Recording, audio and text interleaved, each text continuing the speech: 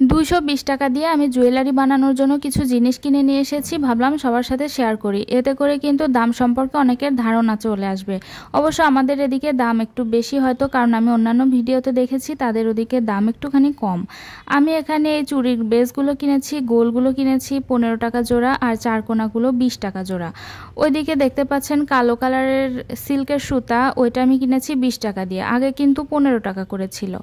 আর এখানে এক তোলা আমি কুন্দনের স্টোন কিনেছি, এগুলো 50 টাকা করে তোলা। আর এদিকে আমি সিলভার কালারের নিয়েছি ঝুলরি না কি বলে এগুলো, দোকানদার বললো ঝুলরি নাম এগুলোর, ওইটাও 50 টাকা দিয়ে এক তোলা নিয়েছি।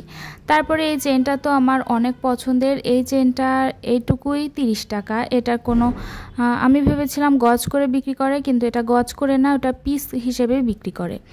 তারপরে এখানে আমি কিছু কালারফুল কড়ি নিয়েছি, এগুলো প্লাস্টিকের, এগুলো কিন্তু আসল কড়ি না, এগুলো প্লাস্টিকের কড়ি, আর সেজন্য এরকম কালারফুল। এগুলোর দাম 2 টাকা পিস। আমি এখানে 15টা কিনেছি 30 টাকা দিয়ে। আর কিনেছিলাম 2টা সোনামুখী সুই 5 টাকা দিয়ে।